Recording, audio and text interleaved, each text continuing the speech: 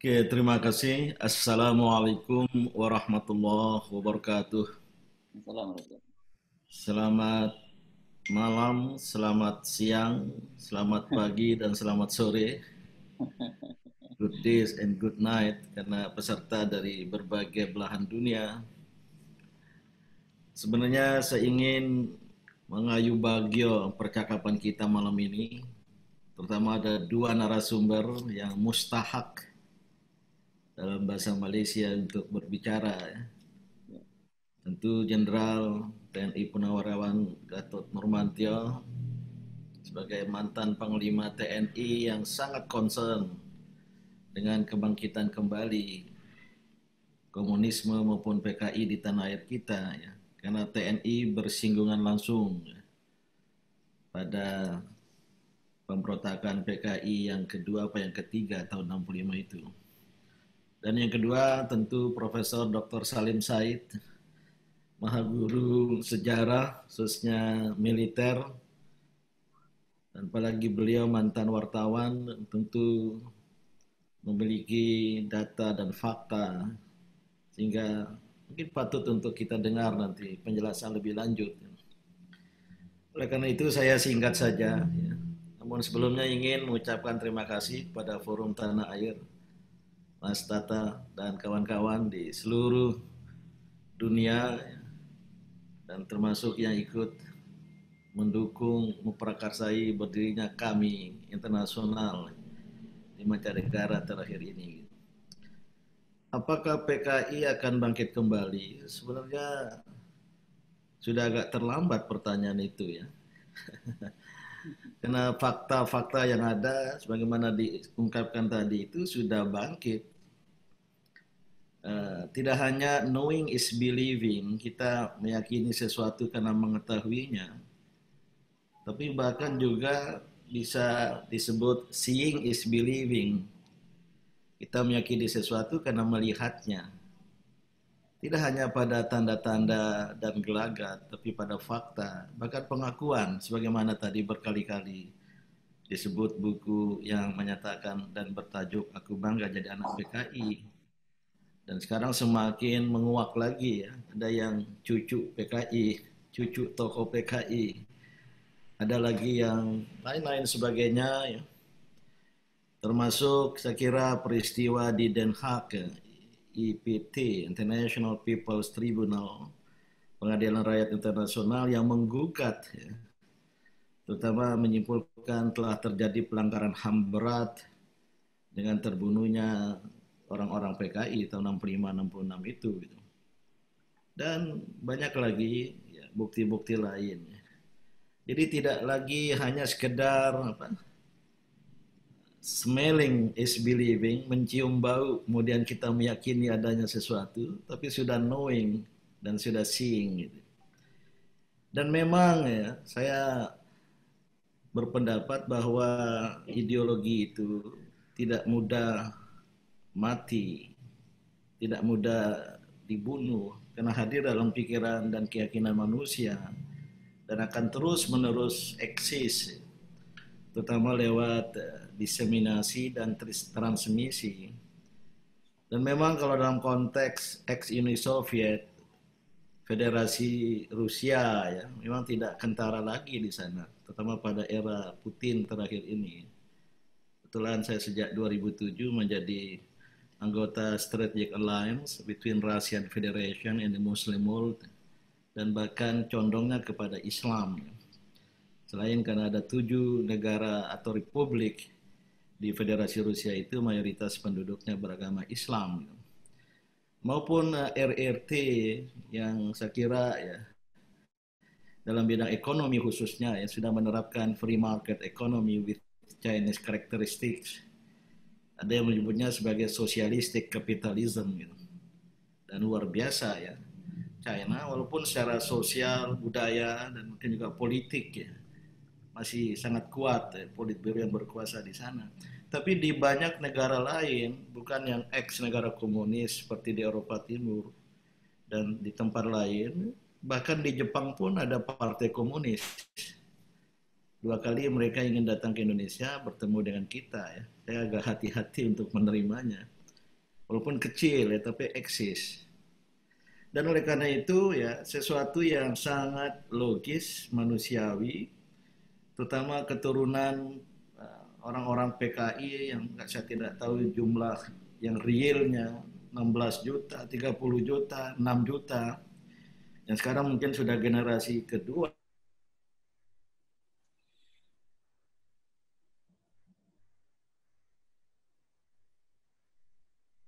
Terutama pihak yang dianggap ya, berperan di dalam mengganyang PKI waktu itu, baik TNI dan khususnya kalangan Islam.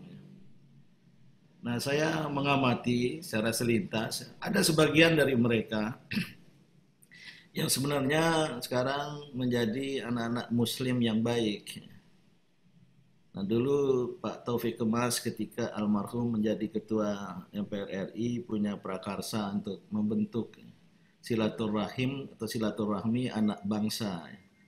Saya diajak oleh beliau untuk bergabung mendukung, yaitu mengumpulkan putra-putri anak cucu dari tokoh-tokoh yang pernah berseteru dalam sejarah kebangsaan kita. Ada anak-anak Kartosuwiryo, anak ya, PKI, Aidit, Ponakan dan segala macam, yang anak Pak Yani, anak Pak Harto, punya banyak itu, puluhan jumlahnya, yang dalam rangka rekonsiliasi ya, ke depan gitu.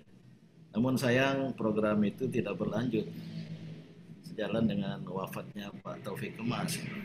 Tapi sebagian yang lain kita di luar sana juga ya saya kira mereka tidak berhenti untuk mencoba mencari bahkan menyelusup. Dan tadi sudah banyak data dikemukakan pada tertentu pada partai politik tertentu khususnya PDIP. Nah, poin lanjutan yang saya sampaikan ini yang sangat terasa sekarang ya. Bukan hanya gejala, fakta kebangkitan itu adalah mengadu domba, melakukan upaya penyelusupan kekerasan di kalangan Islam. Saya kira kasus ya, percobaan pembunuhan atau penikaman atas Syekh Ali Jabir di Lampung itu bukan masalah sederhana itu ya. Dan itu sudah terjadi sebelumnya. Dan saya mengamati, mungkin Prof. Salim Said bisa nanti mengomentari ya. Sejak 2014 sepertinya ada satu situasi logika, situasi politik, ya, psikologis yang dianggap kondusif oleh kelompok ini untuk bangkit. Jadi bukan terakhir 1-2 tahun terakhir dari Pak Jenderal Gatot menanggarai 2008 bahkan sudah ada ya. Tapi menjadi melihat ada suatu situasi karena ya ini kesimpulan ya pengamatan pemerintah rejim yang berkuasa memiliki pandangannya sendiri, apakah karena by intention atau karena tadi ketaktahuan tentang sejarah sebagaimana yang disinyalir oleh Profesor Salim Said ya, yang permisif terhadap komunisme, yang saya kira bukti-bukti yang ada pertemuan, ada jejak digital, ada foto, ada apa, tapi sama sekali tidak ada tindakan gitu. Nah, permisivisme, kalau tidak ya supportisme, mendukung, ini yang membuat mereka kemudian merasa ada momentum untuk bangkit lagi itu. Dan sekira sekarang ini ya agak mencapai puncak ketika dengan berani mengajukan RUU HIP dan lain sebagainya, yang saya kira ya kalangan Islam khususnya, saya yakin juga TNI tidak akan membiarkan itu ya. Ini kan tunggu sudah beberapa kali rapat balik DPR sana itu tidak juga mencabut RUU itu gitu. Dan saya mendengar kalangan Islam diprakarsai oleh MUI, ormas-ormas Islam ya, akan menunggu kalau sampai tidak dicabut RUU itu, maka ya itu adalah suatu bukti ya bahwa ada sebuah pemaksaan, dan tentu ini tidak lain karena ada sebuah perasaan dominan baik di eksekutif maupun di legislatif yang saya menggunakan istilah yang sudah berkembang dalam literatur ilmu politik itu constitutional dictatorship. Dan ini yang sebenarnya mengulangi sejarah, sejarah mengulangi dirinya sendiri. Nah, oleh karena itu, ya terakhir, ya, saya kira bagaimana kita ke depan gitu. Pada hemat saya, ya pesan yang bersifat lembut, lunak, marilah kita bersama-sama sebagai anak-anak bangsa, ya, itu sebuah proses penyadaran. Jangan sekali-kali lagi mengulangi, ya. Karena saya kira sejarah kebangsaan kita 48, 65 sangat-sangat kelam bahkan hitam. Dan oleh karena itu janganlah mencoba-coba lagi gitu. Ini bahasa agama, bahasa dakwanya mengajak seperti itu. Tapi kalau ternyata juga tidak didengar, tidak diikuti, maka saya kira kelompok yang cinta kepada ini seperti nama forum Anda ini, Forum Tanah Air, sangat berkomitmen kepada Pancasila ini tidak akan membiarkan. Karena jika itu terjadi, saya kira Indonesia yang besar dan majemuk ini akan berada pada satu situasi yang ya penuh dengan perselisihan, persengketaan, dan itu tidak baik. Dan kalau itu terjadi akan mengulangi sejarah lagi gitu. Nah, ini masih ada waktu, tapi waktunya sangat mepet ya Mas Hersun. Ini karena di akhir bulan ini kita memperingati lagi. Ya. Saya kira Pak Gatot, Pak Presidium kami sepakat ya, itu harus kita minta untuk ditayangkan kembali. Ya. Nanti test case-nya kalau sampai TVRI, TV pemerintah tidak mau menayangkan kembali film G30 SPKI. Dan tidak ada upaya dari pemerintah untuk mengenang sejarah kelam dari bangsa dan negara kita ini, itu adalah sebuah pertanda nyata nanti itu. Maka saya yakin setelah itu nanti akan ada reaksi yang cukup besar. Yang oleh karena itu masih ada waktu bagi katakanlah dialog, sebuah kesadaran. Jangan karena ya mentang-mentang memiliki kekuasaan eksekutif, legislatif, dan kemudian stubborn, istilahnya, bandel gitu. Nah, ini yang menurut hemat saya tidak harus terjadi, tapi kadang-kala ya perdamaian itu tidak terwujud lewat perang. Gitu. Na'udzubillahi min dzalik. Lebih banyak kita bertanya kepada Jenderal Gatot dan Profesor Salim Said. Wassalamualaikum warahmatullahi wabarakatuh. Waalaikumsalam warahmatullahi wabarakatuh. Jadi nanti kalau memang tidak di-share di TVRI, kita akan nonton bareng sendiri. Kita bikin nonton bareng itu, Prof. Din. Ya, kalau nonton sendiri harus. Ya, saya kira ormas-ormas Islam akan mengajak yang lain. Tapi persoalannya kalau nggak mau ditayangkan itu sesuatu gitu. Ya, ya, itu akan jadi test case kita ya untuk melihat seperti apakah sinyalemen Prof. Din nanti terbukti atau tidak, kita akan lihat. Itu menjadi test case. Baik, tadi 3 orang pembicara. Sayangnya sekali sebenarnya kita ingin Pak Gatot maksimal, tapi kelihatannya persoalan teknis ya. Apakah ini Pak Gatot masih ada bersama kita ya? Beliau masih ada. Masih. Dan saya lihat ruangannya sudah agak terang, tadi gelap. Ya, saya udah masuk Pak, dari luar. Nah, ini mumpung terang, mungkin silakan, tapi sempat menyimak apa yang disampaikan oleh Prof. Salim Said ya, bahwa saya menyimak semuanya. Saya menyimak semuanya. Silakan, mungkin ditambahkan komentar. Gimana? Silakan Pak Gatot dikomentari beberapa komen, terutama dari Pak Salim Said tadi, yang berkaitan dengan kalau beliau percaya bahwa sudah bangkrut, tapi persoalannya PKI ini dari sejak zaman dulu jago menyusup gitu Pak Gatot. Saya pikir tidak perlu saya komentari lagi. Ya, penyusupan itu sekarang sudah bukan penyusupan lagi, mereka sudah berhasil menyusup, mulai dari menghapus sejarah G30 SPKI, finalnya semuanya katanya sampai tahun 2008 itu sudah ada semuanya. Kemudian mereka menyusup di tempat pendidikan, di macam-macam organisasi, semuanya mereka masuk semuanya. Dan sekarang saya pikir kalau dilihat dari sistem organisasi yang tahun 65 ini akan lebih dari itu. Nanti seperti Pak Prof. Dim sampaikan tadi, kalau saya nyampaikan, kalau nanti Kepolisian Republik Indonesia, bahkan Tentara Nasional Indonesia melarang menonton bareng, itu berarti harus kita akui mereka sudah masuk di semua lini dan mereka tinggal mengambil alih saja.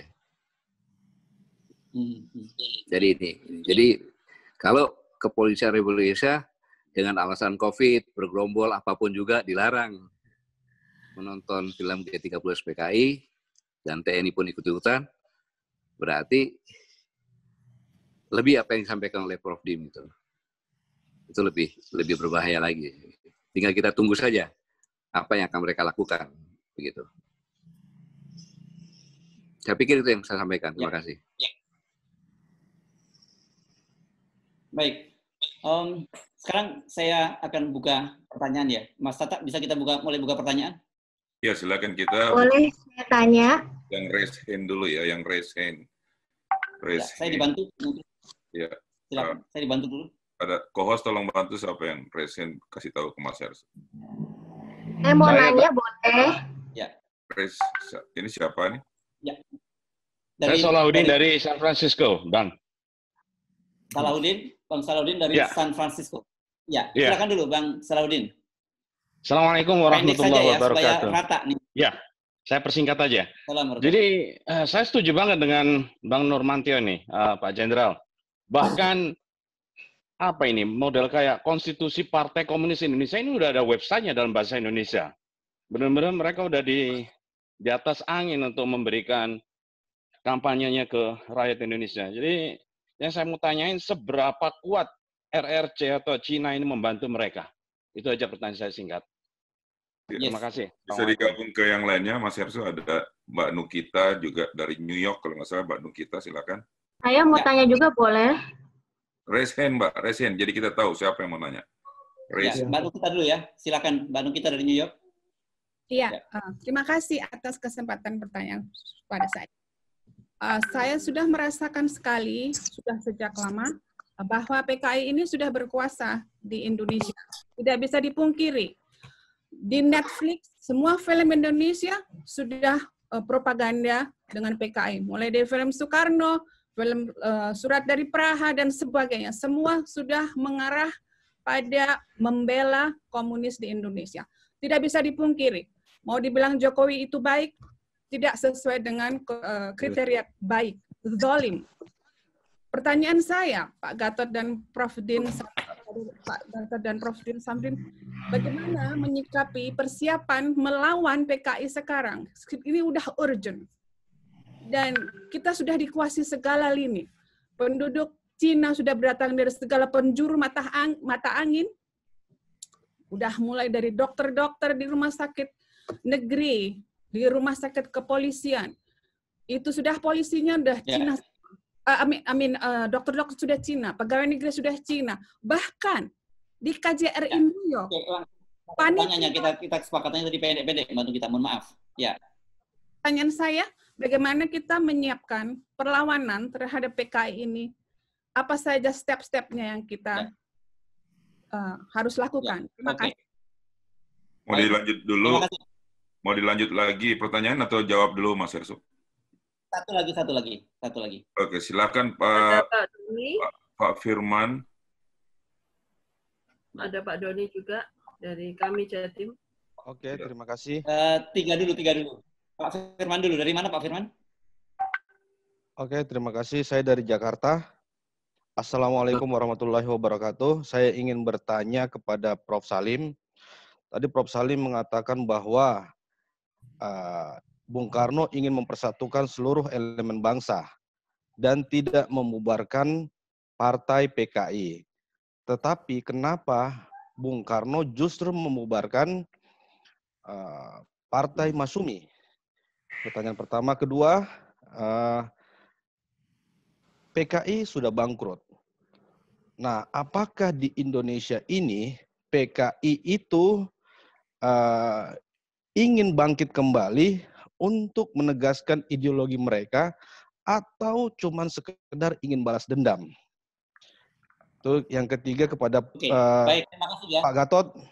Ini penting sekali, Pak Gatot. Ya, satu lagi. Menurut Pak Gatot, apakah PKI sudah menyusup di kalangan TNI atau bagaimana? Terima kasih atas kesempatan yang diberikan. Assalamualaikum. Ya, oke. Ada beberapa pertanyaan kepada 3 orang narasumber, dibagi rata, tapi ada beberapa yang dapat pertanyaan lebih dari 1. Saya mulai dulu dari Pak Gatot Nurmantio dulu. Pertanyaannya tadi, seberapa kuat PKI di Indonesia dan apakah mereka juga sudah menyusup ke TNI? Itu tadi pertanyaan. Silakan.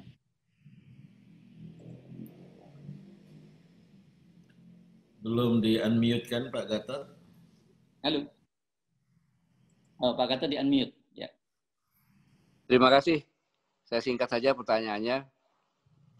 Yang saya sampaikan tadi bahwa kalau Anda menjadi presiden negara di luar Indonesia, apa yang dilakukan? Saya pikir wajar-wajar saja kalau RRC ikut membantu, karena mereka juga memerlukan itu. Negara-negara lain pun bisa juga. Karena kita ini ibarat gadis molek yang dilirik oleh banyak orang. Indikasinya saya pikir sudah disampaikan tadi oleh Mbak kita dari New York tadi, tenaga kerja dan sebagainya. Kemudian, bagaimana melawannya? Mereka ini sudah melakukan kegiatan-kegiatan secara sistematis, dan mereka sadar bahwa musuhnya ada 2. Satu Islam, yang kedua adalah ABRI waktu itu, sehingga ABRI harus dipecah, kemudian dikerdilkan dan dikuasai. Islam tidak bisa dilawan sendiri, maka harus dipecah-pecah. Kemudian diekspos ke luar negeri, bahwa Islam Indonesia ini adalah intoleransi dan radikal. Inilah yang selalu didengung-dengungkan dicap. Maka melawannya tidak ada alternatif lain adalah Islam harus bersatu. Kata kuncinya kalau Muhammadiyah sama NU bersatu, maka menjadi kekuatan yang luar biasa. Kemudian pertanyaan, apakah TNI sudah disusupin? Untuk disusupin, saya pikir bisa-bisa saja. Indikatornya adalah kita lihat. Di luar negeri, internasional, tradisinya untuk angkatan bersenjata tidak akan melaksanakan kudeta, kecuali masalah ideologi. Nah, sekarang dengan adanya undang-undang HIP, semuanya diam. Indikasinya apa? Saya masih belum tahu, saya masih mencari ini. Di mana tempatnya. Dalam benak saya sudah ada, tapi saya belum bisa nyampaikan karena saya belum punya kepastian-kepastian. Tetapi indikasinya, seseorang yang sudah melakukan sumpah di atas Al-Quran untuk setia kepada negara kesatuan Republik Indonesia yang berdasarkan Pancasila dan Undang-Undang Dasar 45, di mana Pancasila akan diganti, dia diam. Itu indikasi menarik yang harus saya cari. Saya pikir ini. Terima kasih. Baik, sekarang Prof. Salim.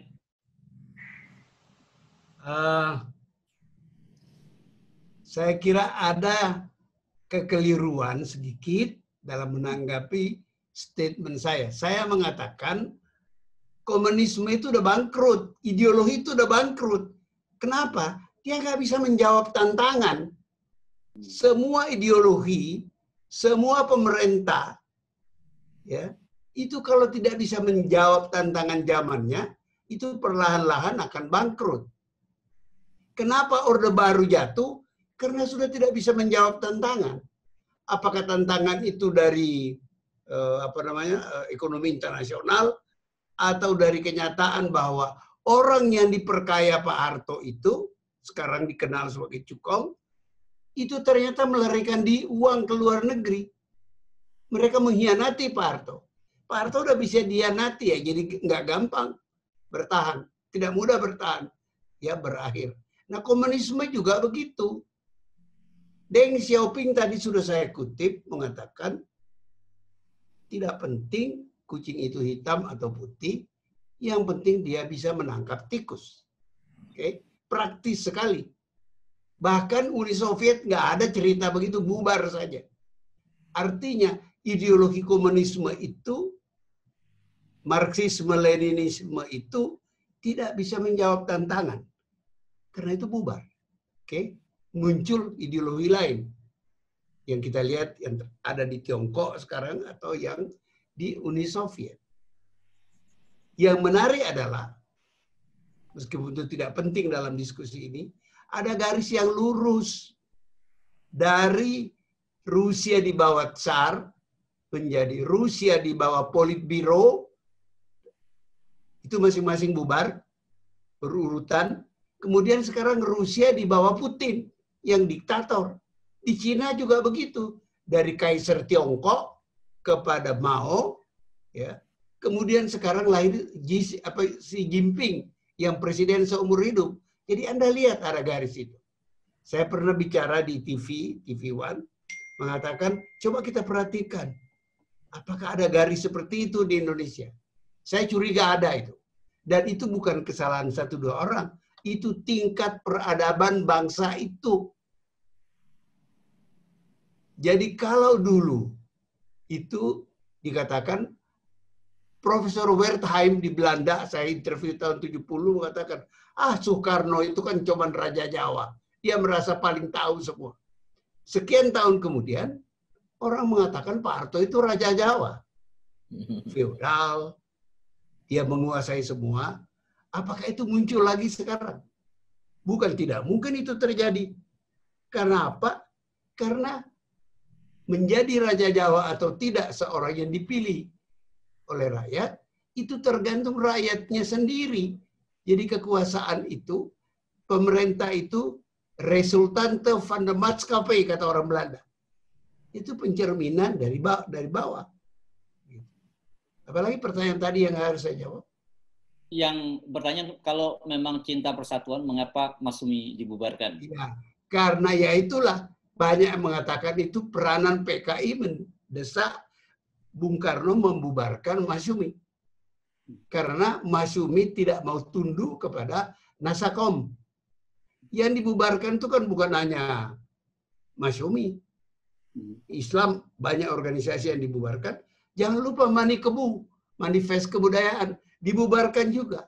Ditekan oleh Lekra, akhirnya Bung Karno membubarkan Manikebu, Manifest Kebudayaan. Itu nggak ada ideologi anti Soekarno sebenarnya. Jadi banyak yang dilakukan Bung Karno yang menimbulkan kecurigaan orang itu untuk kepentingan PKI. Ya.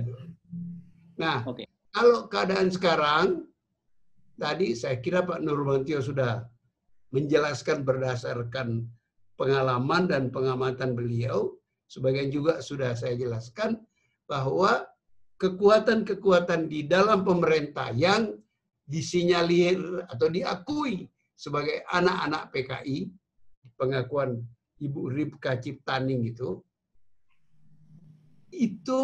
menunjukkan bahwa ada kekuatan di dalam PDIP, ya, karena itu kata Ibu Ripka Ciptaning itu, dokter beliau, itu adalah anak-anak PKI masuk di PDIP.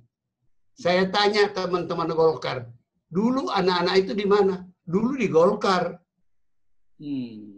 Sekarang ada di PDIP.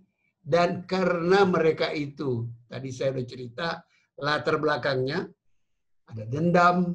Ya. Dendam itu tidak terjadi hanya pada PKI. Ada orang lain yang juga dendam. Karena dendam itu mengendalikan pemerintahan ini. Nah, itu menurut saya yang lebih penting daripada kita bicara tentang ideologi. Oh, ideologi tidak mati, kata saudara saya Din Samsudin. Itu betul. Tapi kan pada akhirnya dia menghadapi kenyataan. Ideologi itu tidak menjawab tantangan lagi, Prof. Din. Jadi mereka cari yang lain. Nah, yang tidak mati itu dendam, Prof. Din. Dendam pribadi itu tidak mati. Kalau ada kesempatan, sejarah Indonesia menunjukkan. Ada penelitian seorang ahli sejarah mengatakan semua jenderal yang terbunuh waktu Gestapo, orang yang terlibat dalam menyerang Madiun tahun 48. Artinya tidak sesuatu tidak hilang begitu saja. Itu gunanya kita belajar sejarah, memberi makna kepada sejarah itu. Itu bukan kejadian biasa. Kita harus bisa tafsirkan, ini apa? Diselidiki ternyata semua jenderal itu dari Yani sampai segala macam berapa 6 jenderal tuh semua terlibat memberantas Madiun. Jadi pertanyaannya adalah, apakah itu tidak bagian dari dendam juga? Selain ada kepentingan politik, ada dendam juga di situ. Nah, itu juga harus ditanya sekarang. Oh, ini anak-anak mereka. Orang tua mereka terbantai waktu setelah Gestapo itu. Apakah mereka tidak akan gunakan itu untuk balas dendam? Balas dendam bisa dengan membunuh orang juga. Tapi kan tidak gampang sekarang. Yang gampang adalah menggunakan kekuasaan, mengendalikan kekuasaan, terutama kalau kekuasaan itu berada di tangan seorang penguasa yang tidak tahu sejarah Indonesia dengan baik. Itu yang sebenarnya pesan saya adalah itu. Bukan, saya tidak mau berdebat soal ideologi itu bagaimana. Sudah bangkrut. Semua ideologi bangkrut. Dunia ini adalah kuburan ideologi-ideologi yang panjang dalam peradaban kita. Kalau tidak bisa menjawab tantangan, dia habis. Kenapa itu kekhalifaan itu seperti yang dicontohkan oleh Utsmania Turki bubar, dia nggak bisa jawab tantangan. Muncul suatu cara berpolitik, unit politik, namanya nation state.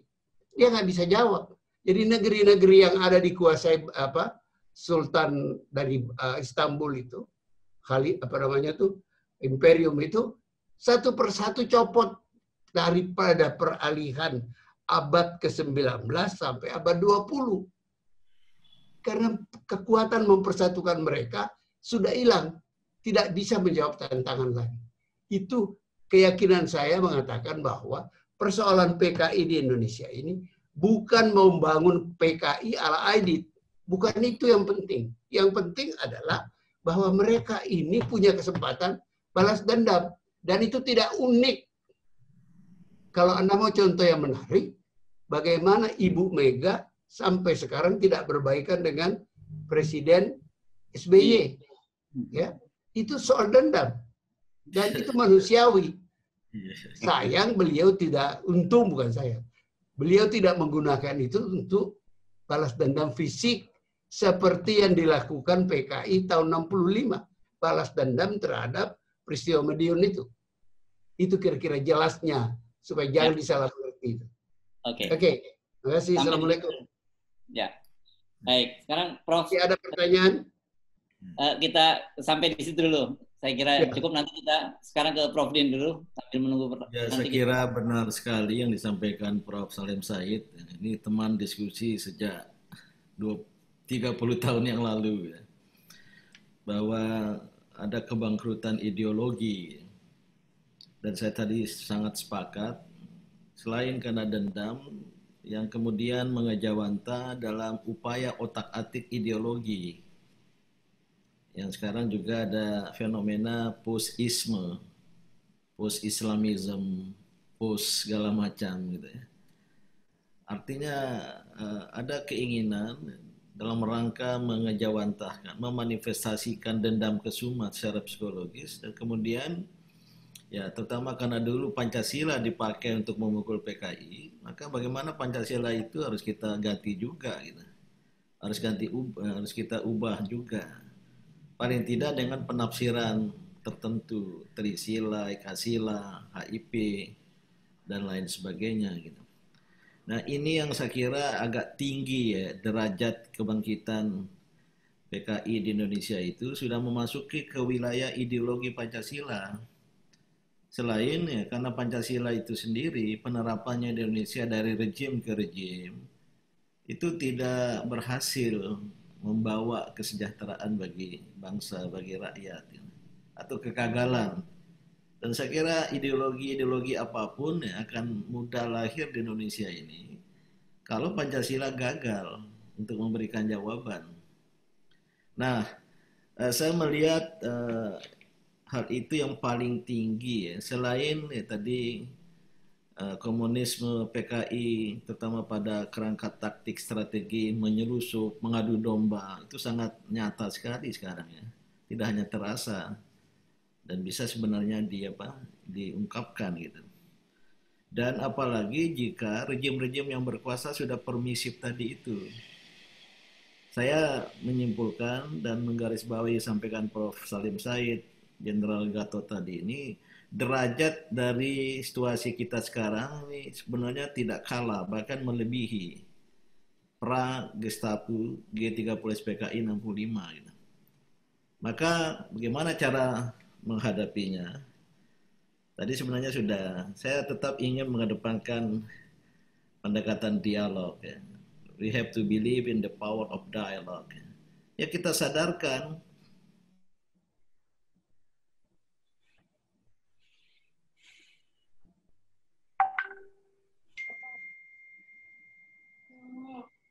suara Prof. Din hilang ya? Freeze, beliau freeze. Ya. Ya, mungkin ini kita harus dikedepankan dulu. Dan kalau seandainya tidak, apalagi demi kekuasaan, karena dominan, ya maka tak terelakkan akan ada ya apalah istilahnya ya, konfrontasi ideologis. Dan saya kira cara yang paling penting ya, singkat saja, satu, harus kita desakan RUU HIP dan kemudian jadi BPIP itu harus ditarik dari proyek. Jangan kemudian dicoba-coba untuk dimunculkan kembali. Nah ini akan menjadi tarik-menarik. Ya, kalau sudah tarik-menarik, ini urusan apa ya? Urusan rakyat ya sebagai pemegang hak dalam kehidupan berbangsa bernegara. Dan mungkin akan kuat-kuatan. Kalau saya dapat memastikan mayoritas kalangan Islam sangat-sangat tinggi call-nya, harus tarik. Sekarang agak bersabar, karena sudah beberapa waktu, bulan, tidak mau ditarik, dibahas lagi di balik, masih nongol lagi. Bahkan diupayakan dengan cara lain. Saya kira ada waktunya. Dan saya tidak tahu TNI itu porsinya Pak GN tadi, dan Pak Salim Said mungkin juga bisa memberikan komentar tentang kekuatan-kekuatan lain. Dan yang kedua ya, saya kira tidak ada cara lain nih, kecuali kita kembali ke Pancasila yang dulu pada era Orde Baru murni dan konsekuen, tetapi harus ada pembuktian gitu loh. Harus ada realisasi. Jadi kalau Pancasila ini terlalu banyak diucapkan tapi tidak diperbuatkan, saya khawatir ini membuka celah-celah, loopholes bagi munculnya pikiran-pikiran lain. Dan kalau cara menghadapi pikiran-pikiran lain tidak juga berpegang pada Pancasila itu sendiri, maka saya justru khawatir masa depan bangsa ini akan terlibat dalam konflik dan ada bom-bom waktu konflik ya, yang tidak bisa diatasi. Maka ini memerlukan kepemimpinan negarawan yang paham sejarah, yang paham realitas sosial, antropologi, sosiologi dari bangsa ini, budaya dari bangsa ini, dan dia bisa meletakkan. Dan ketika dia berpihak, dan apalagi pada kecenderungan ideologi menyimpang, saya kira rakyat Indonesia itu terkenal ya, paling konsisten untuk menegakkan kebenaran. Terima kasih. Ya, terima kasih Prof. Lim. Kita masuki putaran kedua ya untuk pertanyaan tadi. Saya lihat sudah ada listnya ini, Mas Tata. Dari siapa? Ya, coba kita ambil 3 lagi gitu Mas Herse ya, atau 4. Ya. Ada 4. Kita mulai dari Mas Doni. Silakan perkenalkan diri dan domisili di mana masing-masing. Setelah itu ada Mbak Nana, ada Mbak Aini, Singapura. Saya nggak tahu ini Mbak Nana dari mana, dan Mbak Uis. Silakan. Ya? Oke, silakan. Mas Doni dulu orangnya. Oke.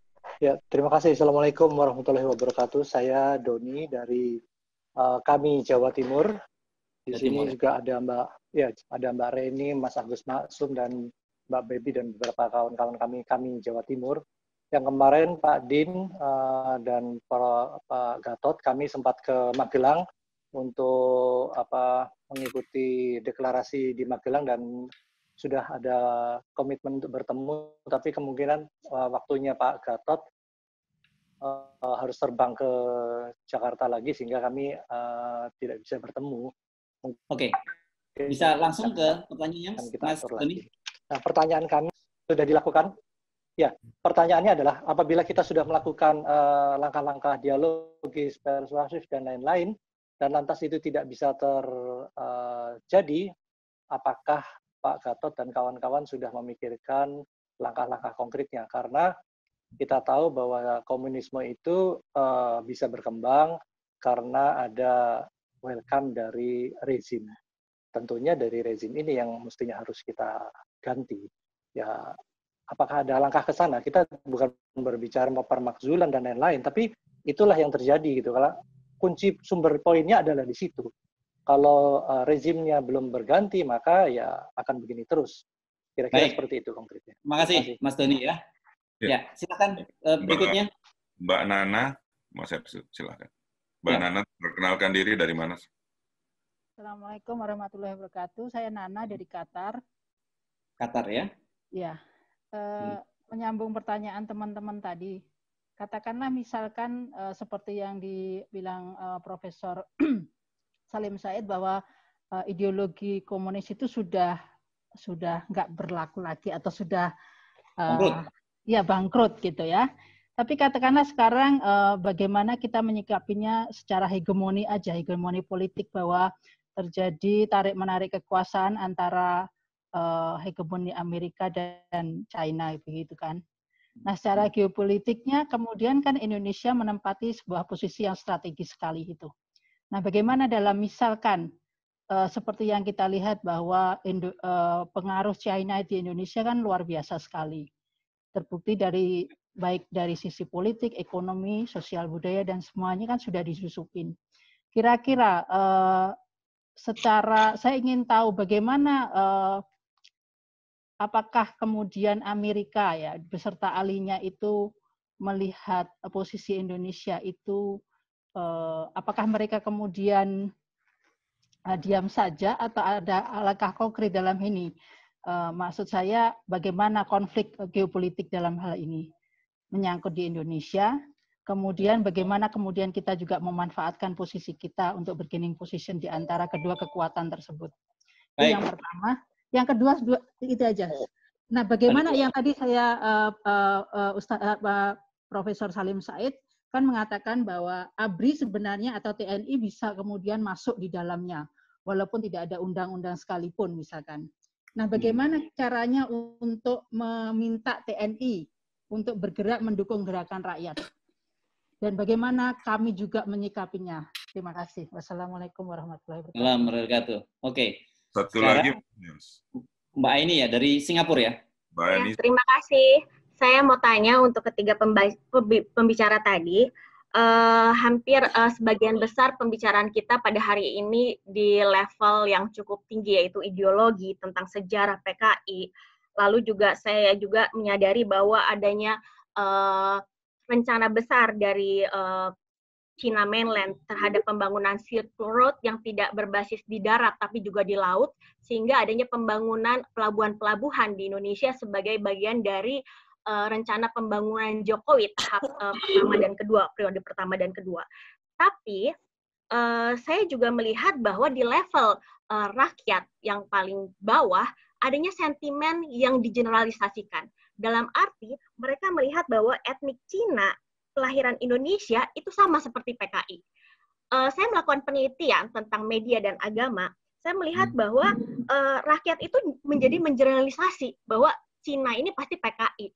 Nah, inilah yang menimbulkan sentimen-sentimen baru, polarisasi-polarisasi baru. Sehingga apa yang disampaikan oleh Pak Gatot barusan, tidak perlu kita mencari boneka-boneka itu. Sudah ada boneka-boneka ini jika kita terus menanamkan sentimen negatif terhadap keturunan-keturunan Cina yang lahir di Indonesia ataupun keturunan-keturunan PKI. Kenapa kita tidak mencoba untuk merangkul mereka yang mungkin mereka lebih cinta dari kita? Contohnya saya tinggal di Singapura. Kalau tanggal 17 Agustus di KBRI Singapura, rakyat Cina itu pakai batik dan rela untuk upacara 17-an. Bahkan yang kita bilang yang Islamnya mana? Saya sempat kerja sebagai wartawan Metro TV di news contributor di Singapura, dan saya melihat di situ sendiri 70% yang hadir itu Cina, pakai pakaian batik, datang upacara bendera. Mayoritas Muslim Indonesia mana yang lain? Jadi saya merasa bahwa mereka juga cinta dengan bangsa Indonesia di sini gitu kan. Tapi yang ada adalah ketika kita bicara tentang di level atasan, rakyat bawah menjelaskan itu sebagai sama. Keturunan Cina juga sama, kayak PKI, kita juga harus benci mereka.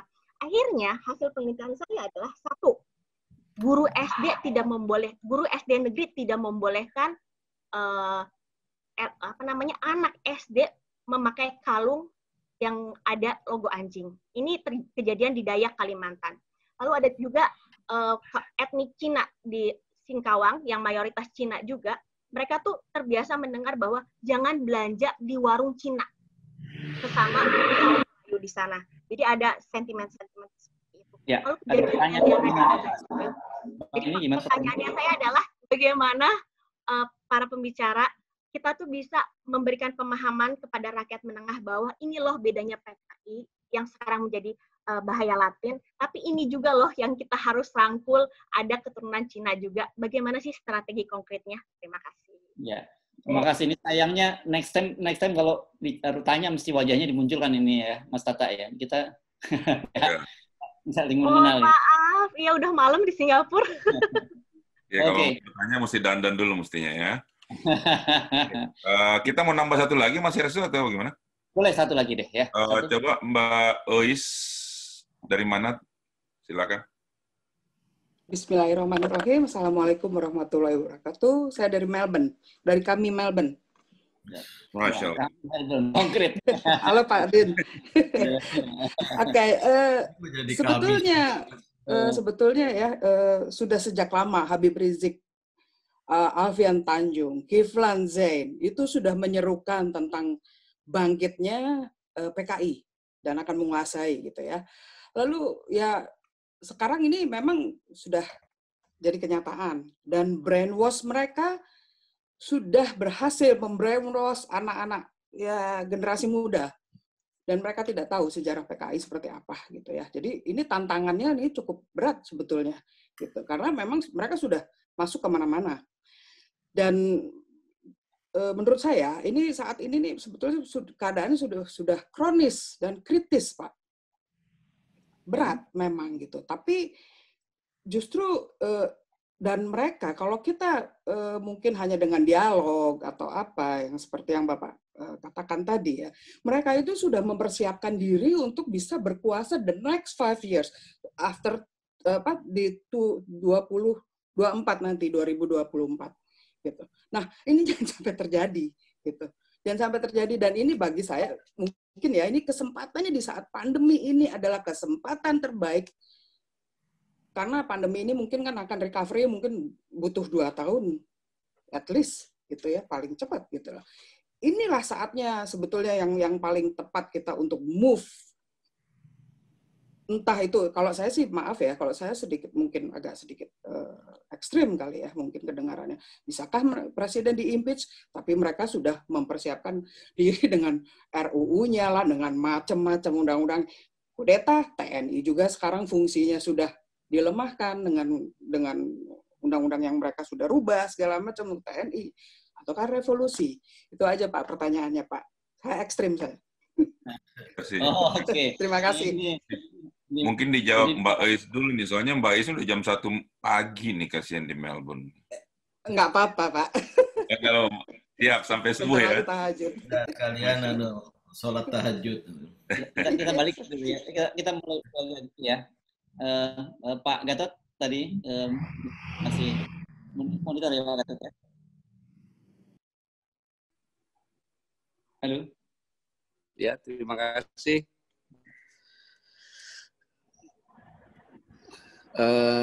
Saya coba menjawab tentang masalah geostrategi antara Cina dengan Amerika. Jadi suatu hal yang perlu kita kagumi, kita hormati bahwa kalau saya bilang founding father, tadi sama founding mother juga, supaya nggak ada yang iri, itu bahwa kita adalah negara non-blok. Konotasinya kita negara baru merdeka. Kemudian kenapa non-blok? Supaya kita zero enemy, nggak punya musuh gitu. Nah, sekarang ini dalam posisi seperti ini pasti ada semacam kecemburuan. Contohnya saja beberapa delegasi kita untuk melobi ke Amerika untuk ketemu sampai dengan Trump, nggak ada yang berhasil. Sampai saat ini nggak ada yang berhasil. Gitu. Ini sangat berbahaya sekali karena posisi kita ini dalam perseteruan sekarang ini, dapat dikatakan perang ekonomi sekarang ini, kita tidak bisa mengambil keuntungan seperti ini. Karena semua orang tahu bahwa kita sudah seolah-olah tanda kutip blok ke Cina. Seharusnya justru kita bisa mengambil keuntungan. Keuntungan begini, kalau kamu nggak bantu saya, bisikin saja, nanti saya akan buka pintu untuk pangkalan Amerika kayak atau Cina kayak Rusia tempat kita. Pasti mereka akan berpikir yang lain. Jadi justru kondisi kita kalau non-blok ini, posisi kita semakin kuat. Semakin punya bargaining position yang sangat bagus. Ini yang pertama. Nanti yang lainnya, guru saya yang lebih beli paham, karena ini saya juga menyitir dari pelajaran yang diberikan oleh Prof. Salim. Kemudian selanjutnya, sekarang ini benar sekali Teh Eis tadi nyampaikan 5 tahun yang akan datang. Secara konstitusi, saya melihat ini bahwa bisa terjadi di Senayan itu hanya PDI Perjuangan. Karena sekarang partai-partai sudah dipecah. Kemudian nanti parliamentary threshold ini kalau bisa sampai 6 atau 7, ini sangat berbahaya. Dalam sekarang yang 4 pun sangat berbahaya. Ini yang sama-sama kita harus padai. Lalu langkah-langkah yang dilakukan, kami ini melakukan gerakan moral agar memberikan diskusi, pendidikan, dialog untuk semua masyarakat ini mempunyai pandangan yang sama terhadap situasi yang ada sekarang ini. Kekuatan semuanya ini sudah dirancang yang dikatakan Bu Eis dengan RUU dan sebagainya. Nah, kita ini dalam kondisi ekonomi kita yang jatuh ini, jangan sampai terjadi ada gerakan-gerakan massa yang tidak terkendali, kemudian bisa merusak ekonomi kita sendiri gitu. Padahal kita sudah menuju ke jurang resesi ekonomi. Dialog-dialog ini adalah untuk menyatukan langkah, untuk semuanya bersama-sama punya visi yang sama, untuk bisa menyampaikan solusi-solusi kepada pemerintah. Semoga pemerintah tidak buta dan tuli. Apabila buta dan tuli, masyarakat akan tahu bahwa kami sudah berusaha untuk seperti ini. Jadi, semua ini harus kita lakukan berdasarkan konstitusi yang ada. Jangan sampai justru kami ini adalah penyalur agar jangan sampai terjadi badai politik yang ditindaklanjuti dengan kerusuhan sosial. Karena indikasi ke arah ini sudah mulai ada. Kalau kita rasakan di tanah air sudah mulai ada. Contohnya di beberapa daerah antrian panjang untuk perceraian. Ini kan solusi yang paling gampang dengan tanggung jawab. Kemudian rumah sakit sudah penuh semuanya. PHK sudah mulai ada di mana-mana. Nah, ini yang harus sama-sama kita jaga bersama-sama. Jangan sampai hal ini yang terjadi dengan gerakan-gerakan ini. Mungkin nanti Pak Din, Pak Prof. Salim akan bisa menjelaskan. Terima kasih. Ya, terima kasih Pak Gatot. Kita balik dulu ya. Prof. Din dulu masuk, nanti baru Prof. Salim. Ya. Silakan. Forum Tanah Air mengucapkan terima kasih Dan jangan lupa untuk subscribe, like, dan komen video-video kami.